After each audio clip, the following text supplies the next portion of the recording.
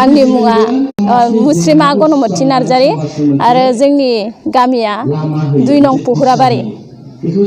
आङो देग्लाय भटखौ माबायावनो होनो सानदों, इउपिपिएलआवनो होनो सानदों।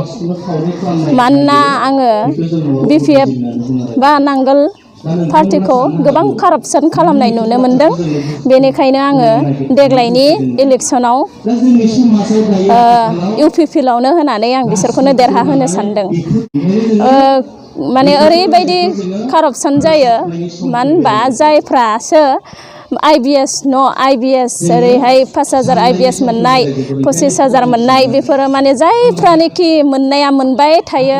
खोनानाय बायदिबा सोरबा न'खरा गंब्रै गंबा गाहाम बिदि मोननाय खोनादों जोङो। नाथाय जायफ्रा मोनाखै, मोनफेराखै आरो सोरबा मोनाखै आरो सोरबा गंसे गंनै मोनबाय जानो हागौ बेफोरबायदि। आरो आङो देग्लाय बिपिएफ पार्टियाव भट होयैनि जाहोनानो जादों बिसोरो बिपिएफ पार्टिया खालि आबसुखौल' रायबाय थायो।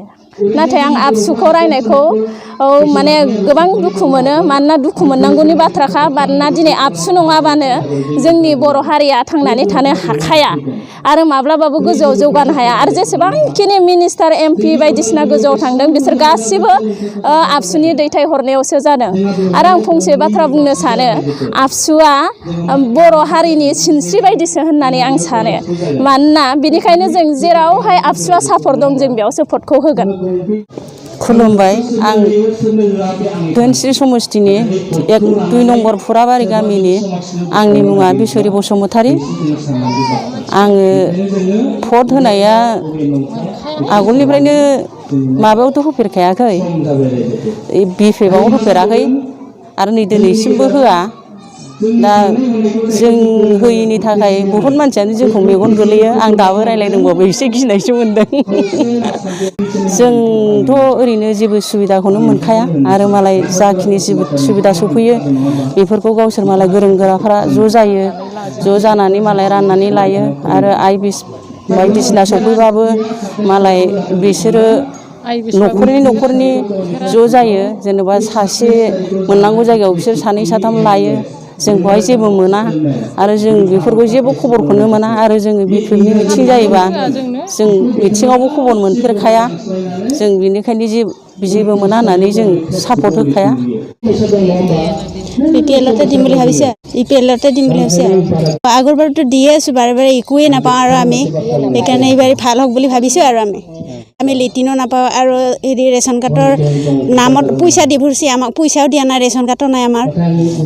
আমিতো ব্লকতো যাওঁ, সমবায়তো কওঁ আমাৰ ৰেচন কাৰ্ড নাই বুলি আৰু হেৰি নাই বুলি মেম্বাৰক।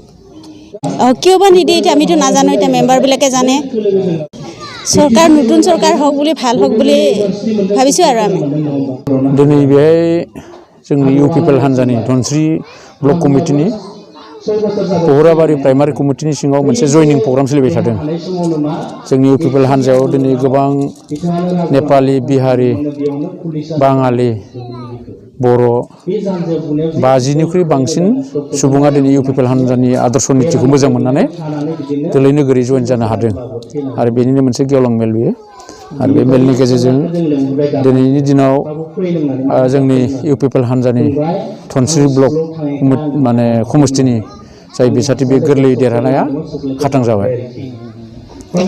गोबां रायजो राजानि जिहेतु दोलै नोगोरै ओंखारबोदों, परिबर्तन नागिरनानै फैदों, बिटिआर सुक्तिनि दफाफोरखौ मावफुंनायखौ बयबो खावलायदों। बेनिखायनो जाति धर्म बासियालासिनो गासैबो जयै दिनै इउपिपिएल हान्जानि बिजाथिनो भट होनो थाखाय ओंखारबोदों।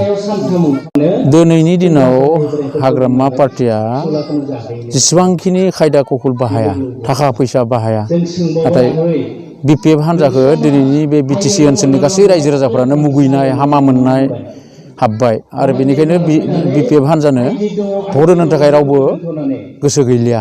आरो बेनिखायनो माने बिथांमोननि फैसाया नाथाय जेबो खामानियाव फैनाय नङा। खारन फैसाजों भट मोननो हाया, फैसाजों इलेक्सनाव देरहाया। फैसाया सोरहा गैया? बिजेपिया गैया नामा? कंग्रेसआ गैया नामा? मानो दिनै बिजेपि देरहानांगौआव कंग्रेसआ देरहायो, कंग्रेस देरहानांगौआव बिजेपिया देरहायो? जेला रायजो राजाफोरा गोथों सानगोन, थार सानगोन, बे समाव रांनि जेबो खामानि होआ। दिनै बिटिसियावबो हाग्रामानि कौटि कौटि थाखायाबो दिनैनि इलेक्सनाव देरहानायनि थाखाय खामानियाव फैया समा बुंदों दिनैनि दिनाव बिटिसि बाखि रायजो राजाफोरखौ जे सोलायनाय नांगौ बिटिआर सुक्तिनि दफाखौ मावफुंनो नांगौ दिनै इउपिपिएलनि दैदेनगिरि प्रमद बर' गबिन्द बसुमतारी बिथांमोनानो जाबाय बिटिआर सुक्तिनि सागानगिरि आरो बिथांमोननि सायावनो आसा खालामनानै दिनै बिटिसि ओनसोलनि गासै रायजो राजाफोरा जाति धर्म बासियालासिनो खौसेयै इउपिपिएलआव जुगदान जानो हादों दिनै जायफोरा बिटिआरआव जेबो गैया बिटिआरआव जिर' होननाय जायफोर बेक्तिया बुंदों बिथांमोना जाहैबाय पलिटिकेलाइज बिथांमोना राजनितिक सार्थखौ लानानैसो बिटिआरआव जेबो गैया होनदों जेराव मोनसे ओनसोलाव मोनसे जायगायाव जौगानो थाखाय जिखिनि अनुस्थान प्रतिष्ठान नांगौ बेखिनि गासै अनुस्थान प्रतिष्ठाना दिनै बिटिआर सुक्तियाव दङ इउनिभारसिटि दं NIT दङ बेहाय मोननो हादों जों मेडिकेल कलेज मोननो हादों जोङो बेफोर गासैबो अर्गेनिक इउनिभारसिटि मोननो हादों स्पर्ट्स इउनिभारसिटि मोननो हादों साइ मोननो हादों पारामेडिकेल नार्सिं साइन्स कलेज मोननो हादों गोबां अनुस्थान प्रतिष्ठान मोनदों बियो बोरैहाय जिर' जानो बेखिनि अनुस्थाना बिटिसिआव गैयामोन नाथाय बिटिआर सुक्तिनि दारा जों बेखौ मोननो हादों जायफोर बिथांमोना बुंदों बे समाजखौ माने गोरोन्थि लामाजों दैदेनलांनो थाखायसो बिथांमोना बे बाथ्राखौ बुंदों राजखान्थियाव गावसोर देरहानो थाखायसो बे बाथ्राखौ बुंनाय जादों बे ओंथि गैया आरो बेजों रायजो राजाफोरा भुलावबो माने दैदेनजाया हाग्रामाया आबसु आरो एनडिएफबिनि सुक्तिखौ माब्लाबाबो लुगैफेराखैमोन बे हानायसिम राजनितिक भाबै बोलोजों नङा खायदाजों होबथानो नाजादोंमोन नाथाय आबसु आरो एनडिएफबिनि गुवार सिन्ताधाराजों दिनै भारत सरकार आसाम सरकारा गोसो गोथारै बाध्य जानानै दिनै बिटिआर सुक्ति खालामबाय आरो बे बिटिआर सुक्तिखौ हाग्रामाया मालाबाबो गनायनो हानाय नङा खारन बिटिआर सुक्तिनि दारा हाग्रामानि गाज्रि जिखिनि राजनितिक दैदेननाय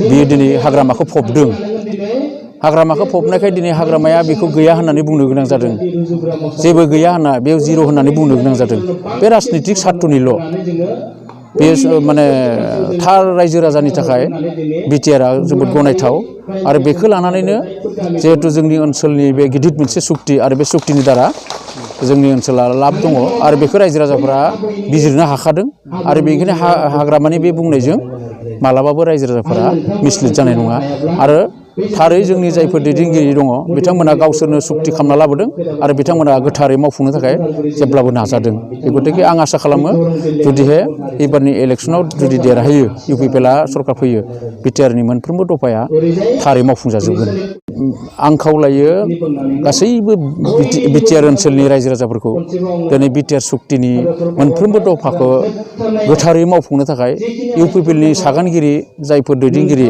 प्रमद बर' गबिन्द बसुमतारी बिथांमोननो थाखाय जाहाथे नोंथांमोना भट ट्रेक्टरनि सावगारियाव भटखौ होनानै देरहाहोयो आं बेखौ बिटिसि ओनसोलनि गासै रायजो राजाफोरखौनो खावलायनाय जाबाय